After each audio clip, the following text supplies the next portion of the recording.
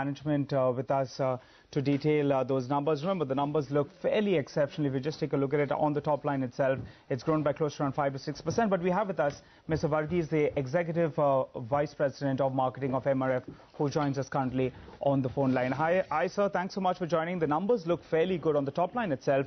Could you explain? We were factoring in a more or less flattish revenue number. It's come in higher by close to around 5 to 6%. What really caused this jump? Yeah, the top line on back-to-back quarters have gone up by about 7%. Now, essentially it is in the aftermarket because the OEM market was fairly flat over the last quarter. So, especially since our strength lies in the aftermarket, the growth has come in that quarter. And April, May, June traditionally is always a better month for tires compared to the previous quarter. So I think it's a reflection of both sentiment as well as demand. Okay. Mr. Varghese, good afternoon. It's been a very good quarter in terms of the margin performance. And, you know, we were speaking with SIAT a couple of weeks ago, and they mentioned that margins will perhaps peak out at these levels, and we can expect tapering off from here on. What's your own view on how margins can proceed from here and the state of raw material prices like crude and rubber? Probably this could be one of the best quarters for the tire industry, essentially because of RM prices having dipped and commodity prices being flat.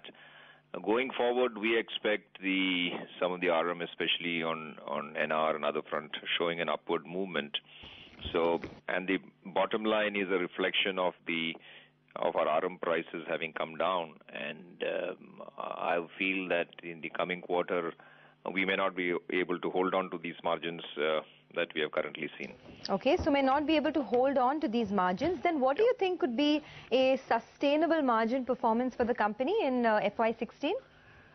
Well, if I go back on tire industry, there is nothing sustainable. You have seen EBITDA margins as low as 8-9% to as good as 20%. So it is driven essentially by large for RM, by supply demand. But looking at the OEM front, one sees some hopes of a revival in the auto industry, some numbers going up, especially in the truck market, which shows some signs of revival. So that could reflect in better after-tire sales in the coming months. But I can't put a number on what is ideal. Ideal would be our current, but that is not sustainable, that's for sure. Okay. One of the big problems that the tire industry is facing is the dumping of Chinese tires, not just in India, but in many of the markets abroad as well. Given that the demand is already so slow, what kind of a top-line growth would you expect because of these two issues? Will it continue to be in low single digits through FY16? The tire industry per se has a fairly large component of its turnover coming through truck tires, which is roughly about 60% of its turnover comes from heavy commercial tire business. And the imports from Chinese tires are essentially in that area. And if you look at the last 1 year, the increase has been very substantial in terms of numbers coming in, hitting both, especially in the aftermarket. Now, these numbers, today there's no anti-dumping duties coming in fairly unregulated. Anybody could import it at prices which are about 30% or more lower than Indian brands. So that will affect top line. And I don't see the tire industry growing at any stage beyond single digit. Essentially, it would be flat. I mean, we have had a 7% growth, but by and large, I would expect tire industry to be flat in the coming quarters. All right, so flat growth for the tire industry on the top line. Finally, before we let you go, you know, you cater to a lot of segments, passengers, tractors, two-wheelers. If you had to tell us, where do you see any nascent recovery coming in? And on the flip side, where do you see perhaps some more weakness going ahead? Well, the last few quarters, the farm industry was going through a downturn, but hopefully with the monsoon revival, one could see going forward a glimmer of hope there, because they went through a fairly bad patch.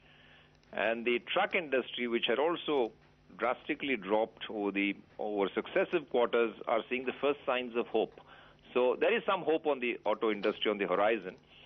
Some of these would also happen with investments taking place by the government. We hope some of those would pan itself out and translate into policy matters getting implemented, which would give some hope in the long term. I think we must look at it from a long-term perspective. All right, we'll leave it at that. Thank you for joining us and taking us through the numbers. So very good set of numbers posted by MRF.